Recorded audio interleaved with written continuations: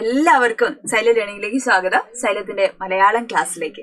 അപ്പൊ നമ്മളുടെ മലയാള സെക്കൻഡിലെ 3ാമത്തെ യൂണിറ്റ് ആണ് ആരോഗ്യത്തിന്റെ രസക്കൂട്ടുകൾ എന്ന് പറയുന്നത്. നമ്മൾ ഓൾറെഡി അല്ലെ 3ാമത്തെ യൂണിറ്റിലെ ഒരു പാഠം നമ്മൾ പഠിച്ചു കഴിഞ്ഞു. ഇനി നമ്മൾ ആദ്യത്തെ പാഠഭാഗമാണ്. ഏതാണ് പാഠഭാഗത്തിന്റെ പേര്? ഓൾറെഡി സ്കൂളിലൊക്കെ നിങ്ങൾ പഠിച്ചിട്ടുണ്ടാവണം അല്ലെ. അല്പമല്ല ഭുജിക്കുന്നു അല്ലെ. അല്പമല്ല, ഇച്ചിരിയൊന്നും അല്ല തിന്നുന്നത് എന്നാണ് എന്ത് ചെയ്യുന്നത് ആ വാക്കിന്റെ അർത്ഥം അല്ലെ. അപ്പൊ ഏറ്റവും പുതിയ കാലത്തുള്ള മനുഷ്യര് പോലും എന്ത് ചെയ്യാണ്, ഇന്ന് ഭക്ഷണം കഴിക്കാൻ വേണ്ടിയിട്ടാണോ ജീവിക്കുന്നത്, അതോ ജീവിക്കാൻ വേണ്ടിയിട്ടാണോ ഭക്ഷണം കഴിക്കുന്നത് എന്നാ അല്ലെ ഒരു ആശയക്കുഴപ്പം നമുക്ക് പലപ്പോഴും ഉണ്ടാവും. കാരണം അത്തരത്തിൽ നമ്മളുടെ ഈ ഭക്ഷണ സംസ്കാരം എന്ന് പറയുന്നത് നമ്മളെ അല്ലെ അടപടലം ഇങ്ങനെ വിഴുങ്ങിക്കൊണ്ടിരിക്കുന്ന ഒരു കാലഘട്ടത്തിലാണ് നമ്മൾ ജീവിക്കുന്നത് അല്ലെ. നമ്മളിപ്പോ ഒരു സ്ഥലത്തേക്ക് യാത്ര പോവുകയാണെങ്കിൽ അല്ലെ, നമ്മൾ ഏറ്റവും കൂടുതൽ റോഡ് സൈഡിൽ അപ്പുറത്തിപ്പുറത്തും ഒക്കെ നോക്കിക്കഴിഞ്ഞാൽ എന്ത് കാണാൻ പറ്റും? നിറയെ റെസ്റ്റോറന്റുകൾ കാണാൻ പറ്റും അല്ലെ. ജൈനീസ് ഉണ്ടാവും, ജാപ്പനീസ് ഉണ്ടാവും, ഇന്ത്യൻ, തനിനാടൻ അല്ലെ, ഇങ്ങനെ പല രീതിയിലുള്ള വ്യത്യസ്തമായിട്ടുള്ള ഭക്ഷണ സംസ്കാരം അല്ലെ, ഭക്ഷണ രീതികളൊക്കെ നമുക്ക് കാണാൻ പറ്റും. എന്നാലോ ഇവിടെയൊക്കെ നിറയെ ആളുകളായിരിക്കും എന്ത് ചെയ്യും അല്ലെ. അപ്പൊ ഒരു കടയിലും ആളുകൾ കുറവോ തിരക്ക് കുറവോ ഒന്നും കാണാറില്ല. എല്ലാ കടയിലും എന്താണ് ആളുകളെ നമുക്ക് കാണാൻ പറ്റും. അപ്പൊ ഏറ്റവും പുതിയ കാലത്ത് ഈ ഭക്ഷണ സംസ്കാരം എന്ന് പറയുന്നത് മനുഷ്യരെ എന്താണ് അടിമപ്പെടുത്തിക്കൊണ്ടിരിക്കുന്ന ഒരു കാലഘട്ടമാണ്. അപ്പൊ ഈ കാലഘട്ടത്തിന്റെ ഒക്കെ എത്രയോ മുൻപ് അല്ലെ അല്പമല്ല ഭുജിക്കുന്നു എന്ന് പറഞ്ഞ കവിത എഴുതിയത് ആരാണ്? എന്ന് തുള്ളൽ കൃതി എഴുതിയത് ആരാണ്? തുള്ളൽ കൃതി എന്ന് പറഞ്ഞപ്പോ തന്നെ നിങ്ങൾക്ക് കത്തിയിട്ടുണ്ടാവും. ആരാണ്? നമ്മുടെ കുഞ്ചൻ നമ്പ്യാരാണ് അല്ലെ. കുഞ്ചൻ നമ്പ്യാരുടെ പഞ്ചേന്ദ്രോപാഖ്യാനം എന്ന് പറയുന്ന ഏത് തുള്ളലാണ്? പറയൻ തുള്ളൽ അല്ലെ. പറയൻ തുള്ളലിലെ സദ്യവർണ്ണനയുടെ വിവരണമാണ്. സദ്യ എന്ന് പറയുമ്പോൾ നമുക്കറിയാം നാക്കിലുണ്ടാവും ഉപ്പ്, ഉപ്പേരി, പച്ചടി, പുളിശ്ശേരി, ഇഞ്ചിക്കറി, അച്ചാറ്, തോരൻ, കടല അല്ലെ, എന്താണ് സാമ്പാർ, കിച്ചടി എന്ന് വെക്കേണ്ട സകലമാന സാധനങ്ങളും ഉണ്ടാവും അല്ലെ. പിന്നെ ഒരു സൈഡിൽ ഇങ്ങനെ ചോറുണ്ടാവും, ഒരു പപ്പടം ഉണ്ടാവും അല്ലെ, കറികളൊക്കെ കൂട്ടി കുഴച്ച് നമ്മളിങ്ങനെ ആസ്വദിച്ച് സദ്യ കഴിക്കാറുണ്ട് അല്ലെ. അപ്പൊ ഇവിടെ സദ്യവർണ്ണനയുടെ വിവരണമാണ് ഇവിടെ നടക്കുന്നത്. സദ്യവർണ്ണനയുടെ വിവരണമാണ് ഇവിടെ നടക്കുന്നത് നമ്മുടെ പാഠഭാഗത്തിൽ കേട്ടോ. അപ്പൊ എന്തൊക്കെയാണ്? വിവിധങ്ങളായ ഭക്ഷണ പദാർത്ഥങ്ങൾ ഉണ്ട് അല്ലെ. അപ്പൊ യാതൊരു സംശയവും കൂടാതെ നിൽക്കുന്ന വിളമ്പുകാരാണ്. അവിടെ ബഹളങ്ങള് അല്ലെ, അവിടെ വിളമ്പുന്നു, എടുക്കുന്നു, ഓടുന്നു, ചാടുന്നു. അങ്ങനെ സദ്യ ഉള്ളപ്പോ കുറച്ച് ഇവിടെ തരൂ അല്ലെ, മറ്റേ രാമൻകുട്ടീന്റെ സദ്യ പോലെ അല്ലെ, കുറച്ച് തരുംകുട്ടി എടുക്കട്ടെ, കുറച്ച് മോരുംകുട്ടി എടുക്കട്ടെ എന്നൊക്കെ ചോദിച്ച് ഇങ്ങനെ എനിക്ക് പപ്പടം വേണമെന്ന് വിളിച്ചു പറയുന്ന ആൾക്കാരുണ്ടാവും, എനിക്ക് സാമ്പാർ വേണമെന്ന് പറയുന്ന ആളുകളുണ്ട്. അങ്ങനെ ഭയങ്കര ബഹളമയമാണ് എവിടെ എന്ന് പറയുന്നത് നമ്മളുടെ ഈ സദ്യ അല്ലെ ഒരു സ്ഥലത്ത് അല്ലെ. അപ്പൊ അങ്ങനെ അതൊക്കെ വളരെ മനോഹരമായ രീതിയിലാണ് എന്ത് ചെയ്തത്, ആരാണ് എഴുതിയെന്ന് നമ്മൾ പറഞ്ഞു? കുഞ്ചന്റെ പേര് അല്ലെ. അപ്പൊ നമ്പ്യാര് വളരെ മനോഹരമായ രീതിയിൽ അതൊക്കെ വർണ്ണിച്ചിട്ടുണ്ട്. അതോടൊപ്പം തന്നെ എന്ത് ചെയ്യാണ്, ഈ ആവശ്യത്തിനും അനാവശ്യത്തിനും ഒക്കെ അല്ലെ, അനാവശ്യത്തിന് ഇങ്ങനെ വേണ്ടായിട്ടും ഭക്ഷണം കഴുത്തോളം കഴിക്കുന്ന അമിത ഭക്ഷണപ്രിയക്കാരെ എന്ത് ചെയ്യാണ്, കണക്കാറ്റ് പരിഹസിക്കുകയും ചെയ്യാണ് ആര്? നമ്പ്യാര് ഈ കൃതിയിലൂടെ കേട്ടോ. അപ്പൊ നമുക്ക് നോക്കാം ആരാണ് കുഞ്ചൻ നമ്പ്യാര്. 18ാം നൂറ്റാണ്ടിൽ ജീവിച്ച കവിയാണ്. അപ്പൊ നിങ്ങൾ ആലോചിക്കുക, 18ാം നൂറ്റാണ്ടിൽ എഴുതപ്പെട്ടതാണ് ഇത് പഞ്ചേന്ദ്രോപാഖ്യാനം എന്ന് പറയുന്നത് അല്ലെ. ഈ പഞ്ചേന്ദ്രോപാഖ്യാനം ഇപ്പോഴും എന്താണ് പ്രസക്തമാണ്. ഈ 21ാം നൂറ്റാണ്ടിലും ഈ കൃതി എന്താണ് പ്രസക്തമാണ് എന്നുള്ളതാണ് നമ്മൾ ആലോചിക്കേണ്ടത്. അദ്ദേഹം ജനിച്ചിരിക്കുന്നത് കിള്ളിക്കുറിശി മംഗലത്തിലാണ്. പ്രാചീന കവിത്രയത്തിൽ ഉൾപ്പെടുന്ന കവിയാണ്. അപ്പൊ കൃത്യമായിട്ട് നമുക്ക് ഇന്ന കാലത്ത് ജനിച്ചു എന്നൊന്നും നമുക്ക് പറയാൻ പറ്റില്ല. ഇന്ന സ്ഥലത്ത് നിന്നൊന്നും നമുക്ക് കൃത്യമായ വിവരങ്ങളൊന്നും അവരെ കുറിച്ചൊന്നും നമുക്ക് ലഭ്യമല്ല അല്ലെ. അപ്പൊ കിട്ടിയ വിവരങ്ങൾ വെച്ച് നോക്കുമ്പോൾ കിള്ളിക്കുറിശി മംഗലത്തിലാണ് അദ്ദേഹം ജനിച്ചതെന്നാണ് പറയപ്പെടുന്നത്. ഓക്കെ. അപ്പൊ അദ്ദേഹം ആക്ഷേപഹാസ്യം എന്ന് പറയുന്ന രീതിയിൽ അല്ലെ കൃതികൾ എഴുതിയിരുന്ന ഒരാളായിരുന്നു എന്ന് നമുക്കറിയാം അല്ലെ. ഇപ്പൊ നമ്മളുടെ കൃതി തന്നെയാണെങ്കിലും ഇപ്പൊ അല്പമല്ല ഭുജിക്കുന്നു എന്ന് പറയുന്ന പാഠഭാഗമാണെങ്കിൽ പോലും എന്താണ് കുറച്ചൊന്നും അല്ല ഭക്ഷണം കഴിക്കുന്നത് എന്ന് പറഞ്ഞിട്ട് ഭക്ഷണം അമിതമായി കഴിക്കുന്നവരെ പ്രോത്സാഹിപ്പിക്കുകയാണോ? അല്ല, അവരെ കണക്കറ്റ് വിമർശിക്കുകയാണ്, പരിഹസിക്കുകയാണ് ചെയ്യുന്നത് അല്ലെ. അപ്പൊ തമാശ രൂപേണ സാമൂഹ്യ വിമർശനം നടത്തുന്നതിനെയാണ് നമ്മൾ ആക്ഷേപഹാസ്യം എന്ന് പറയുന്നത്. ഇംഗ്ലീഷിൽ അതിനെ സെറ്റയർ എന്ന് പറയും. ഓക്കെ. അപ്പൊ 18ാം നൂറ്റാണ്ടിൽ ജീവിച്ചിരുന്ന ജനകീയനായ കവിയാണ്. എന്തുകൊണ്ടാണ് ജനകീയനായ കവിയായത്? എന്തുകൊണ്ടാണ് ജനകീയനായത്? ആ കാലഘട്ടത്തില് നമ്മളുടെ തുള്ളൽ കൃതികളൊക്കെ അല്ലെ, പണ്ട് സാധാരണക്കാരായ ആളുകൾക്ക് ക്ഷേത്രത്തിലേക്കൊന്നും പ്രവേശനം ഇല്ലായിരുന്നു അല്ലെ.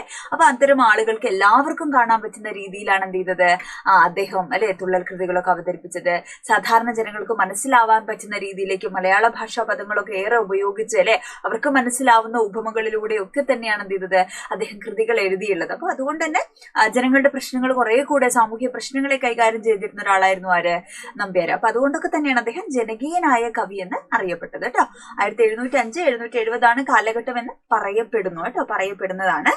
പിന്നെ തുള്ളൽ പ്രസ്ഥാനത്തിന്റെ ഉപജ്ഞാതാവ് അല്ലെ എന്തറിയപ്പെടാറുണ്ട്? തുള്ളൽ പ്രസ്ഥാനത്തിന്റെ ഉപജ്ഞാതാവാണ് ആര്? നമ്പ്യാർ എന്ന് എനിക്കിന്ന് കുറെ വന്നിട്ടുണ്ട് അല്ലെ. ഓക്കെ, തുള്ളൽ പ്രസ്ഥാനത്തിന്റെ ഉപജ്ഞാതാവാണ് ആര്? നമ്പ്യാർ എന്ന് പറയപ്പെടുന്നുണ്ട് അല്ലെ. പറയപ്പെടുന്നല്ല, തുള്ളൽ പ്രസ്ഥാനത്തിന്റെ ഉപജ്ഞാതാവാണ് ആര്? നമ്മളുടെ കുഞ്ചൻ നമ്പ്യാർ. ഏകദേശം 64ഓളം തുള്ളലുകൾ അദ്ദേഹം ശീതങ്കൻ തുള്ളൽ, പറയൻ തുള്ളൽ, ഓട്ടൻ തുള്ളൽ, ഇങ്ങനെ 3 വിഭാഗമായിട്ടാണ് തുള്ളലുകളെ തിരിച്ചിട്ടുള്ളത്. ഈ 3 കൃതികളിലും കൂടെ ഏകദേശം 64ഓളം തുള്ളൽ കൃതികൾ ആര് എഴുതിയിട്ടുണ്ട്? നമ്മളുടെ ആര് കുഞ്ചൻ നമ്പ്യാർ എഴുതിയിട്ടുണ്ട്. അപ്പൊ നമുക്ക് ഓരോ കൃതികളും നമുക്കൊന്ന് നോക്കാം അല്ലെ. അപ്പൊ ഓട്ടൻ തുള്ളലാണ് ആദ്യത്തെ തുള്ളൽ വിഭാഗം എന്ന് പറയുന്നത്. സാധാരണക്കാരന്റെ കഥകളി എന്നാണ് എന്തറിയപ്പെടുന്നത്? തുള്ളൽ കൃതി കേട്ടോ, ഓട്ടൻ തുള്ളൽ അറിയപ്പെടുന്നത് കേട്ടോ.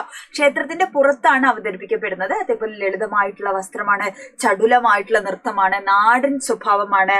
ഓക്കെ, പിന്നെ ഓട്ടൻ തുള്ളലിലുള്ള കൃതികൾ ഭാലി വിജയം, ഘോഷയാത്ര, ഭഗവതം, സന്താനഗോപാലം, സ്യമന്തകം, ഇതൊക്കെ ഓട്ടൻ തുള്ളലിൽ പെടുന്ന കൃതികളാണ്. ഇനിയുള്ളത് ശീതങ്കൻ തുള്ളലാണ്. ലാസ്യ സ്വഭാവമുള്ള ഒരു തുള്ളലാണിത്. പാതിരാത്രിയിലാണ് അവതരിപ്പിക്കുന്നത്. ധ്രുവചരിതം, കല്യാണ സൗഗന്ധികം, കൃഷ്ണലീല, ഇതൊക്കെ ശീതങ്കൻ തുള്ളലിൽ വരുന്ന കൃതികളാണ്. അപ്പൊ നിങ്ങൾ കഴിഞ്ഞ വർഷം പഠിച്ചിട്ടില്ലേ, 2 പണം കിട്ടുമെന്നു കേട്ടാൽ അവർ മണ്ടും 18 കാതമെന്നാകിലും എന്ന് പറയുന്ന അല്ലെ, കിട്ടും പണമെങ്കിൽ ഇപ്പോൾ എന്ന് പറയുന്ന കവിത പഠിച്ചിട്ടില്ലേ? തുള്ളൽ കൃതി പഠിച്ചിട്ടില്ലേ? അത് ഏത് കൃതിയായിരുന്നു? ധ്രുവചരിതമാണ് അല്ലെ. ശീതങ്കൻ തുള്ളലാണ് നിങ്ങൾ കഴിഞ്ഞ വർഷം പഠിച്ചത്. അപ്പൊ ഈ പ്രാവശ്യം നമ്മള് മറ്റൊരു തുള്ളൽ കൃതിയാണ് പഠിക്കുന്നത് അല്ലെ. അപ്പൊ നോക്കൂ, അടുത്ത ഏതാണ്? പറയൻ തുള്ളലാണ്. പറയുന്ന മട്ടിലുള്ള പാട്ട് സമ്പ്രദായത്തെയാണ് നമ്മൾ പറയൻ തുള്ളൽ എന്ന് പറയുന്നത്. അതിരാവിലെയാണ് ഇതിന്റെ അവതരണം നടക്കുക കേട്ടോ. പതിഞ്ഞ മട്ടിലുള്ള താളമാണ്. മല്ലിക എന്ന് പറയുന്ന സംസ്കൃത വൃത്തത്തിലാണ് പറയൻ തുള്ളൽ അവതരിപ്പിക്കപ്പെടുന്നത്. സഭാപ്രവേശം, കീചകവധം, ത്രിപുരദഹനം, ശ്രീകൃഷ്ണ ചരിതം, മണിപ്രവാളം, ഇതൊക്കെ ഏതിലുള്ള കൃതികളാണ്? പറയൻ തുള്ളലിൽ ഉൾപ്പെടുന്ന കൃതികളാണ്. അപ്പൊ തുള്ളൽ കൃതികളെ കുറിച്ച് ഒരു ധാരണ കിട്ടിയല്ലോ. ഇതൊക്കെ നിങ്ങൾ കുഞ്ഞു ക്ലാസ്സിൽ പഠിക്കേണ്ടതാണ് അല്ലെ, പഠിച്ചിട്ടുള്ളതാണ്. ഓക്കെ, അപ്പൊ കഴിഞ്ഞ വർഷവും നിങ്ങൾ പഠിച്ചിട്ടുണ്ട്. അപ്പൊ ടീച്ചർ ഒന്ന് ഓർമ്മപ്പെടുത്തിയെന്നേ ഉള്ളൂ. ഓക്കെ, അപ്പൊ ഇതൊക്കെ ഇമ്പോർട്ടന്റ് ആണ്, ഓർത്ത് വെക്കണം. കാരണം ചിലപ്പോൾ അങ്ങനെയും നമ്മളോട് ചോദ്യം ചോദിക്കാം അല്ലെ. തുള്ളലിനെ കുറിച്ചൊക്കെ, നമ്പ്യാരെ കുറിച്ച് പറയുമ്പോൾ തീർച്ചയായിട്ടും എന്ത് ചെയ്യണം? നമ്മൾ തുള്ളൽ കൃതികളെ കുറിച്ച് അറിഞ്ഞിരിക്കണം അല്ലെ. തുള്ളൽ കൃതികളുടെ അല്ലെ ഉപജ്ഞാതാവാണ് എന്നൊക്കെ നമുക്ക് പോയിന്റുകളൊക്കെ എഴുതേണ്ടതാണ്. അപ്പൊ ഈ 3 തുള്ളലുകളെ കുറിച്ച് എന്ത് ചെയ്യണം മക്കള്? ഓർത്ത് വെക്കണം. ഓക്കെ, അപ്പൊ നമ്പ്യാരുടെ അല്ലെ ഒരു ഭാഷാ രീതി, അദ്ദേഹത്തിന്റെ രചനാ ശൈലിയുടെ പ്രത്യേകതകൾ എന്നൊക്കെ പറയുമ്പോൾ ഫലിതമാണ്, തമാശ രൂപേണയാണ് എന്ത് ചെയ്തത് അദ്ദേഹം അല്ലെ കൃതികളൊക്കെ, തുള്ളൽ കൃതികളൊക്കെ എഴുതിയിട്ടുള്ളത്. കേരളീയ പശ്ചാത്തലം അല്ലെ, കേരളമാണ് അല്ലെ, കേരളീയ തനത് പശ്ചാത്തലത്തെയാണ് എന്ത് ചെയ്തത് അദ്ദേഹത്തിന്റെ കൃതികളിൽ നമുക്ക് കാണാൻ പറ്റുക. സാമൂഹ്യ വിമർശനം അല്ലെ, സമൂഹത്തിൽ നടക്കുന്ന എല്ലാ കൊള്ളരുതായ്മകളെയും എന്ത് ചെയ്തിട്ടുണ്ട്? കണ്ണും പൂട്ടി വിമർശിച്ചു. തന്റെ മുമ്പിലിരിക്കുന്ന രാജാവാണോ അല്ലെങ്കിൽ മന്ത്രിയാണോ, ഇതൊന്നും നമ്പ്യാർ നോക്കൂല. നമ്പ്യാർക്ക് പറയാനുള്ള നമ്പ്യാർ വെട്ടിത്തുറന്ന് പറയും. അതിനുള്ള സ്വാതന്ത്ര്യം നമ്പ്യാർക്ക് ഉണ്ടായിരുന്നു. നമ്പ്യാരുടെ അദ്ദേഹത്തിന്റെ കലയ്ക്കും ഉണ്ടായിരുന്നു എന്നുള്ളതാണ്. അതേപോലെ ലോകോക്തികൾ, പലതരത്തിലുള്ള ലോകോക്തികൾ എവിടെ കാണാമായിരുന്നു? നമ്മുടെ തുള്ളൽ കൃതിയിൽ അല്ലെ. തുള്ളൽ കൃതികൾ, അതേപോലെ പഴഞ്ചൊല്ലുകളൊക്കെ അല്ലെ, ചൊല്ലുകളൊക്കെ അധികമായിട്ടും ആരുടെ കൃതിയിൽ കാണുന്നുണ്ട്? നമ്മളുടെ ചെറുശ്ശേരിയെയും എഴുത്തച്ഛനെയും ഒക്കെ അപേക്ഷിച്ച് നോക്കുകയാണെങ്കിൽ ഈ പഴഞ്ചൊല്ലുകളൊക്കെ ഏറ്റവും കൂടുതൽ കാണുന്ന ആരുടെ കൃതിയിലാണ്? നമ്പ്യാരുടെ കൃതികളിലാണ്. അപ്പൊ പഴഞ്ചൊല്ലുകൾ നമ്പ്യാരുടെ കൃതികളിലൂടെയാണോ വന്നത്, അല്ലെങ്കിൽ പഴഞ്ചൊല്ലുകളെ നമ്പ്യാർ ഉപയോഗിച്ചതാണോ എന്നൊന്നും അറിയില്ല. എങ്കിലും ഒരുപാട് പഴഞ്ചൊല്ലുകൾ നമ്പ്യാരുടെ കൃതികളിലെ ലോകോക്തികളൊക്കെ നമുക്ക് കാണാൻ പറ്റുന്നു എന്നുള്ളതാണ് കേട്ടോ. ക്ലിയർ ആയോ? അപ്പൊ നമുക്ക് പഠിക്കാനുള്ള അല്പമല്ല ഭുജിക്കുന്നു എന്ന് പറയുന്ന പാഠഭാഗം ഇതിനെ കുറിച്ചുള്ളതാണ്. അതൊരു തുള്ളൽ കൃതിയാണ്. അപ്പൊ ആ കൃതിയിലുള്ള കുറച്ച് ഭാഗം അല്ലെ, അതായത് ഭക്ഷണം അല്ലെ, അമിത ഭക്ഷണപ്രിയരായിട്ടുള്ള ആളുകളെ പരിഹസിക്കുന്ന തരത്തിലാണ് ആ കൃതി എന്ത് ചെയ്തിരിക്കുന്നത്, നമ്മൾ എടുത്തിരിക്കുന്നത്. അതേപോലെ നമ്മുടെ പാഞ്ചാലി അല്ലെ, പാഞ്ചാലിയുടെ വിവാഹ സംബന്ധം അല്ലെ, വിവാഹത്തിന്റെ ആ ഒരു സിറ്റുവേഷൻ ആണ് അല്ലെ. ആ സമയത്താണ് എന്ത് ചെയ്യുന്നത്, ഈ സദ്യ, ആളുകൾക്കെല്ലാം സദ്യ ഒരുക്കുന്നതും ആ സമയത്തുണ്ടാവുന്ന ബഹളവും കാര്യങ്ങളും ഒക്കെയാണ് എന്ത് ചെയ്യുന്നത് നമ്മുടെ അല്പമല്ല ഭുജിക്കുന്നു എന്ന് പറയുന്ന പാഠഭാഗത്തിൽ പറയുന്നത്.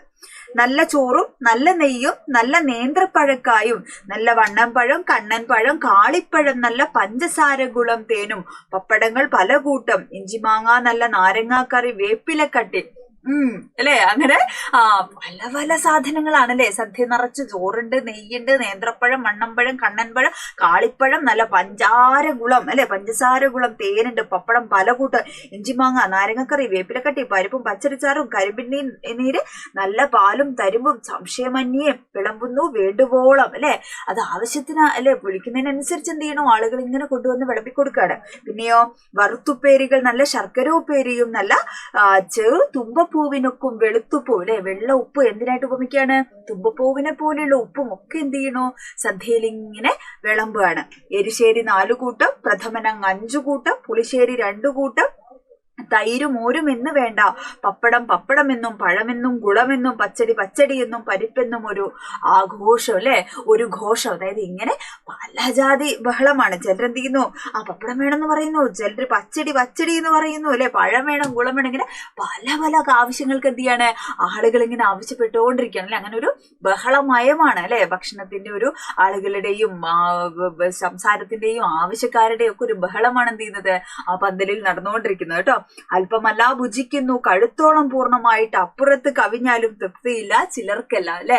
ഭക്ഷണം കഴിച്ചുകൊണ്ടിരിക്കുകയാണ്. ഇനി കഴുത്തോളം കഴിച്ചാലും എന്തെല്ലാം മതിയാവുന്നില്ല. ഇനി പുറത്തേക്ക് വന്നാലും അല്ലെ, ഛർദ്ദിച്ചാലും എന്താണ് കുഴപ്പമില്ല, എന്നാലും ഛർദ്ദിച്ച് മാറ്റി വെച്ച് എന്ത് ചെയ്യാണ് വീണ്ടും കഴിക്കുക എന്നുള്ളതാണ് കേട്ടോ. അപ്പൊ അത്രയും എന്താണ് മനുഷ്യരിങ്ങനെ ആക്രാന്തം മൂത്ത് ഭക്ഷണം കഴിക്കുന്നതിനെ കണക്കറ്റ് പരിഹസിക്കുകയാണ് ആര്, കുഞ്ചൻ നമ്പ്യാർ ഇവിടെ അല്ലെ. അപ്പൊ നമ്മൾ പുതിയ കാലത്ത് നമുക്കറിയാം എന്തൊക്കെയോ ജാതി സുക്കേടുകളാണ് നമുക്കൊക്കെ അല്ലെ. അപ്പൊ എന്തുകൊണ്ടാണ് നമ്മൾ അതിനനുസരിച്ച് വർക്ക്ഔട്ട് ചെയ്യുന്നില്ല അല്ലെ, ഭക്ഷണം കഴിക്കുക എന്നുള്ളത് മാത്രമാണ്, മേലനങ്ങിയിട്ടുള്ള ജോലിയൊന്നും നമ്മൾ ചെയ്യുന്നില്ല, ഈ ഫാസ്റ്റ് ഫുഡുകളുടെ കാലമാണ് അല്ലെ. അപ്പൊ നമ്മൾ ആരോഗ്യത്തിന് മോശമായ രീതിയിലുള്ള ഭക്ഷണങ്ങളൊക്കെ കഴിക്കുന്നത് കൊണ്ടാണ് പുതിയ കാലത്ത് ഇത്തരത്തിലുള്ള ഓരോരോ അസുഖങ്ങളൊക്കെ നമുക്ക് പിടിപെടുന്നത് അല്ലെ. അപ്പൊ നമ്മളെപ്പോഴും ഹെൽത്തി ആയിട്ട് ഇരിക്കുക, നല്ല ഭക്ഷണങ്ങളൊക്കെ കഴിക്കുക. നിങ്ങളിൽ പലരും അല്ലെ ജങ്ക് ഫുഡ്സിന്റെ ഒക്കെ ഭയങ്കര ആരാധകരായിരിക്കണം അല്ലെ. അപ്പൊ അത്തരത്തില് അമിത ഭക്ഷണം കഴിക്കുന്ന ആളുകളെ കുറിച്ചാണ് എന്ത് ചെയ്യുന്നത് ഈ പാഠഭാഗത്തിൽ പറയുന്നത്. അപ്പൊ നമ്മൾ ആവശ്യത്തിന് നമ്മൾ ഭക്ഷണം കഴിക്കണം, ഹെൽത്തി ആയിട്ടുള്ള പച്ചക്കറികളും ഇലക്കറികളും അല്ലെ എല്ലാം നമുക്ക് ആവശ്യത്തിന് നമ്മൾ കഴിക്കണം അല്ലെ. അമിതമായിട്ട് ഭക്ഷണം കഴിക്കുമ്പോഴാണ്, അതായത് നിങ്ങൾ പലപ്പോഴും വേണ്ട ഭക്ഷണം പോലും കഴിക്കാത്ത ആളുകളായിരിക്കും, രാവിലെ ബ്രേക്ക്ഫാസ്റ്റ് കഴിക്കാതെ പോകുന്നവരല്ലേ നിങ്ങളിൽ പലരും. ആവശ്യത്തിന് നമ്മൾ ഭക്ഷണം കഴിക്കണം അല്ലെ. പക്ഷെ അനാവശ്യമായിട്ട് പുതിയ കാലത്ത് എന്ത് ചെയ്യണോ ഈ ഭക്ഷണ സംസ്കാരം വളരെ ഭീകരമായിട്ട് നമ്മളെ പിടികൂടിയിരിക്കുന്ന ഒരു കാലത്താണ്. അപ്പൊ അത് കുറച്ച് നമ്മൾ ഹെൽത്തി ആയിട്ടുള്ള ആരോഗ്യത്തിന് വേണ്ട കാര്യങ്ങളൊക്കെ കഴിച്ച് നമ്മൾ എപ്പോഴും എന്ത് ചെയ്യണം, വളരെ സ്മാർട്ട് ആൻഡ് ആക്റ്റീവ് ആയിരിക്കണം. നല്ല ആരോഗ്യമുള്ള മനസ്സിൽ എന്ത് ചെയ്യുള്ളൂ നല്ല ചിന്തകളൊക്കെ ഉണ്ടാവുന്നതാണ് പറയുന്നത് കേട്ടോ. അപ്പോൾ ആരോഗ്യമുള്ള ശരീരത്തിലെ ആരോഗ്യമുള്ള മനസ്സുണ്ടാവുന്നതാണ്. അപ്പൊ നല്ല ചിന്തിക്കാനോ വളരെ ആക്റ്റീവായിട്ടിരിക്കാനൊക്കെ നമുക്ക് സാധിക്കുമല്ലോ. അപ്പൊ ഹാപ്പി ആയിട്ടിരിക്കുക. പാഠഭാഗം ക്ലിയർ ആയല്ലോ. ഇനി ഏതാ വേണ്ടത്, എന്തെങ്കിലും ഡൗട്ട് ഉണ്ടോ എന്നൊക്കെ ഉള്ളത് മക്കൾ എന്ത് ചെയ്യണം, കമന്റ് ചെയ്യണം. നമുക്ക് വീണ്ടും കാണാം. ബൈ.